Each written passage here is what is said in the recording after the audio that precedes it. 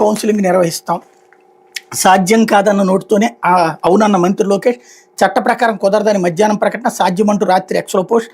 Secondary grade టీచర్ల బదిలీలను manual counselling ద్వారా నిర్వహిస్తాను విద్యాశాఖ మంత్రి నారా లోకేష్ ప్రకటించారు. ఉపాధ్యాయుల డిమాండ్తో పాటు ఎమ్మెల్సీల విజ్ఞప్తి మేరకు నిర్ణయం తీసుకున్నట్టు సోమవారం రాత్రి ఎక్స్లో పోస్ట్ చేశారు. పార్వతీపురం మన్యం జిల్లా పర్యటనలో మంత్రి ఈ మేరకు ప్రకటన చేశారు. తొలుత ఉపాధ్యాయ సంఘాలతో చర్చించే బదిలీల చట్టం రూపొందించామని, వారి అంగీకారంతో వెబ్ కౌన్సిలింగ్ విధానం చేపట్టారు లోకేష్ ప్రకటించారు. బదిలీ చట్టం ప్రకారం వెబ్ కౌన్సిలింగ్ ఉంటుందన్నారు. అయితే రాత్రి మాన్యువల్ కౌన్సిలింగ్ ఉంటుందని తెలిపారు.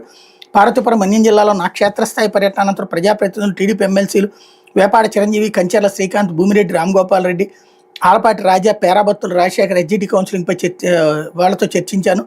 ఉపాధ్యాయ అభిప్రాయాలను ఎమ్మెల్సీలు నాకు తెలియజేశారు. వారి విజ్ఞప్తి మేరకు ఎస్జిటీలకు ఆన్లైన్ కౌన్సిలింగ్ బదులుగా మాన్యువల్ కౌన్సిలింగ్ నిర్వహించాలని నిర్ణయించాలని లోకేష్ పేర్కొన్నారు. దీంతో మంగళవారం పాఠశాల విద్యాశాఖ డైరెక్టరేట్ ముట్టడిని విరమించినట్టు గుర్తింపు ఉపాధ్యాయ సంఘాల ఐక్యవేదిక ప్రకటించింది.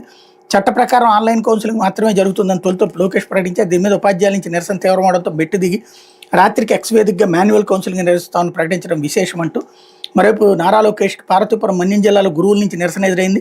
షైనింగ్ స్టార్స్ అవార్డుల ప్రదానోత్సవంలో పాల్గొనేందుకు మంత్రి సోమవారం పార్వతీపురం వచ్చారు. స్థానిక ఫంక్షన్ హాల్లో జరిగిన కార్యక్రమంలో విద్యార్థులకు అవార్డులను ప్రదానం చేశారు. లోకేష్ పర్యటన విషయం తెలుసుకున్న ఉపాధ్యాయులు ఆయన గెలిచి వింతపత్రం అందించాలని నిర్ణయించారు.